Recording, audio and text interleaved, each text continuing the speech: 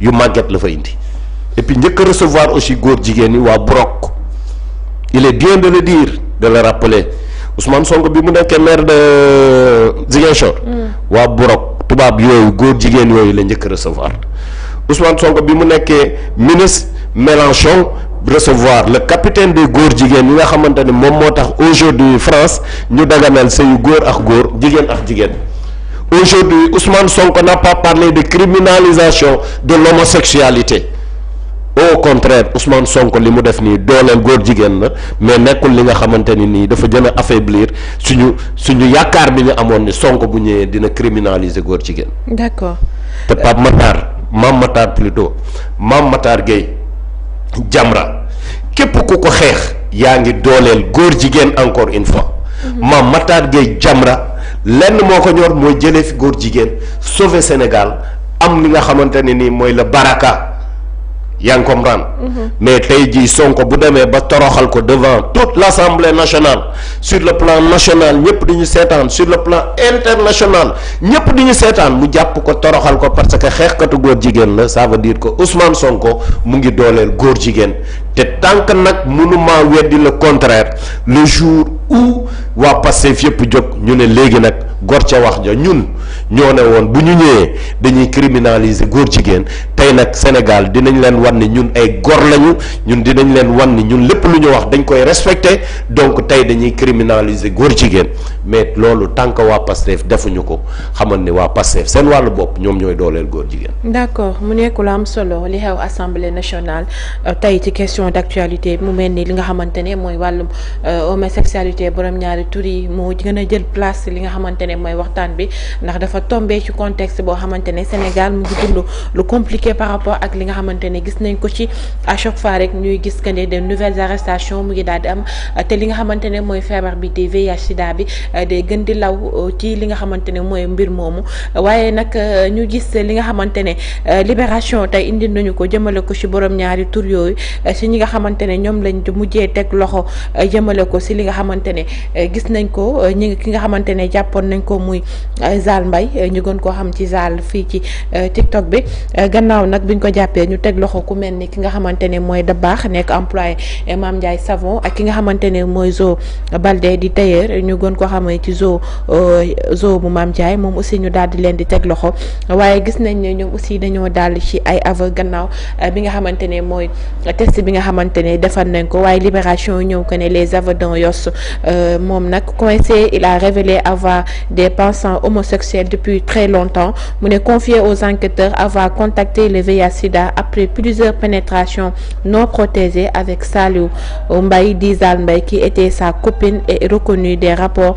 avec d'autres partenaires mu ne positif au VIH. Mansour Baldé dit Zo conteste ses rapports sexuels avec Zal Mbaye et qu'il a aussi balancé ses perdus dans ses explications à la manette jëmale ko ci loolu ñuy wax que ne ñu ngi dem ci une prochaine 30e arrestation jëmale ko ci wàllu ngóor jigéen mu mel ni loo xamante ne gis nañ ko fi ci li nga xamante ne moo waral problème bi gën a jël place tey ci Assemblée nationale vers VIH bi mu ngi gën di law ci société bi. xam nga ñii dans un état normal ou plutôt dans un état islamique bu fekkoon loi islamique la ñii dañ leen di rey.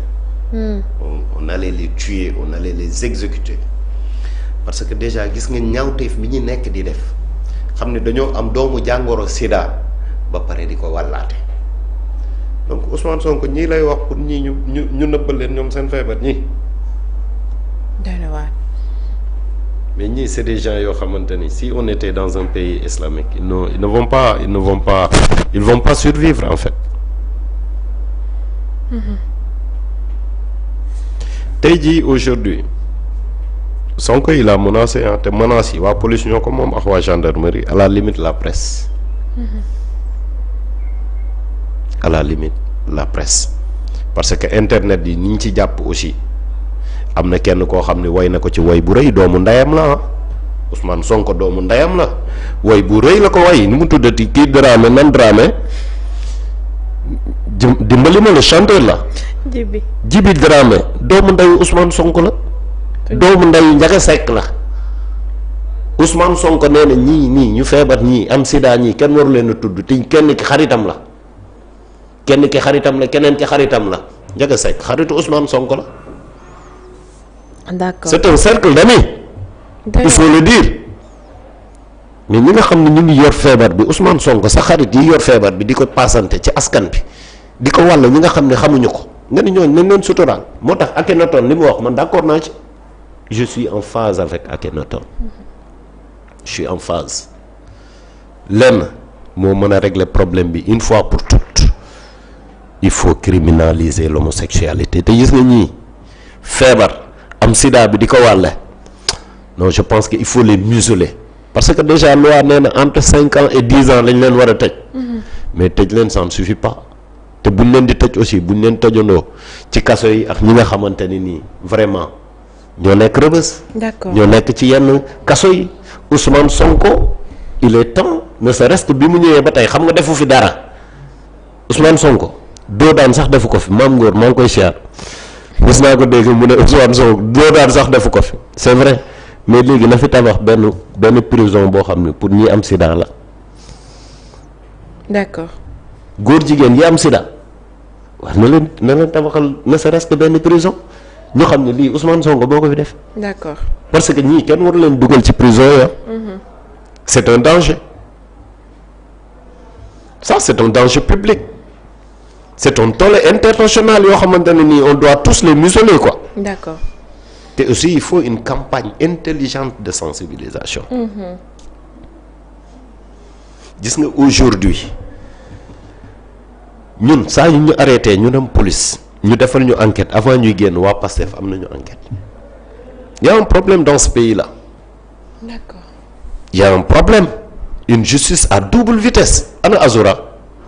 te laa bëggoon ñu ñëw sax ci kanam tuuti balaa ñoo ñëw ci. c'est un fou qui est protégé par Ousmane Sonko. d'accord Azura dafa Ousmane Sonko. dinañ ci ñëwaat léegi nii moo nar a nekk beneen ponc boo xamante yaa ngi comprendre moom lañ nar a ce qui veut dire que Sénégal actuellement justice bi dañoo nekk di ko foowee waa Pastef ils sont en train de bafouer tous les fondamentaux de cet état-là. d'accord te Diomaye mu ngi toog di seetaan ba tey.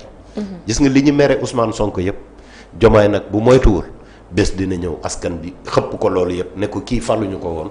yow la ñu faloon bés dina ñëw Diomaye mooy rendre compte mais Ousmane Sonko du rendre compte. d'accord tey Assemblée nationale j'ai comme l'impression que ni Ousmane Sonko mooy le président de la République.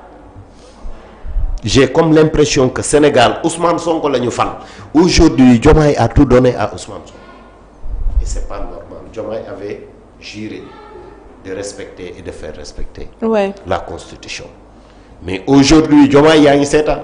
d'accord mu nekk lu am solo ci li nga xamante ne gis nañ ko wàllum borom ñaari tur yi ñuy gën di jël ampleur ci société bi feebar bi nga xamante ne mooy VIH bi di gën di law ci biir société bi waaye ñu gis ki nga xamante ne mooy Waly Diouf Bodian def ab tweet di wax que ne Anta veut qu'on fasse des inaugurations car pour elle c'est là qui est concrète on va construire des poulaillers géants capables d'accueillir des millions de poussères pour lui faire plaisir après le diagnostic qu'elle a rappelé elle aurait pu comprendre que le redressement n'est pas spontané.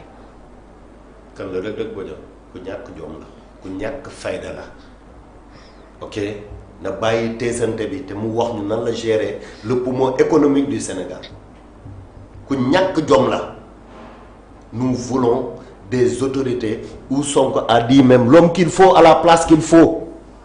Ce qu'on attend de lui c'est pas ça na am jom.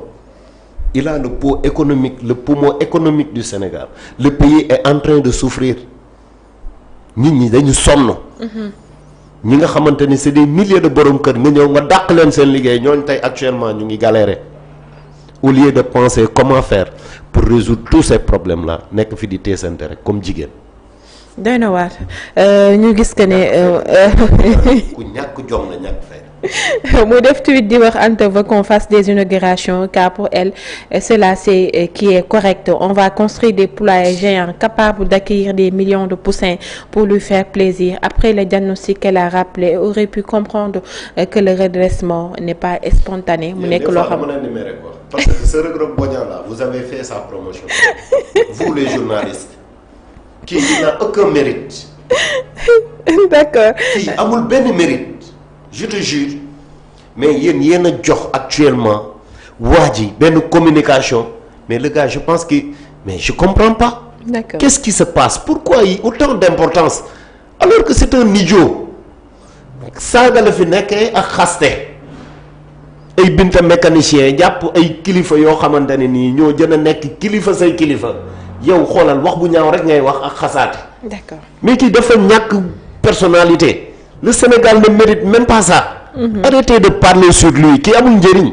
mais Sénégal lañ nekk dëkk démocratie Sénégal lañ nekk mais ku nekk tamit am nga am njëriñ. waaw aussi mais ku nekk tamit am nga son mot à dire par rapport à la situation du pays quand même nag aujourd'hui je vous charge wax nga ko fi keroog toute la presse sénégalaise Reug Reug Bodian depuis ñu fal ko ñun bëgg nañu xam Reug Reug Bodian ñaata lay fayeeku Reug Reug Bodian ban njëriñ la amal Sénégal Reug Reug Bodian lan la liggéeyal Sénégal le poumon économique du pays fan la toll.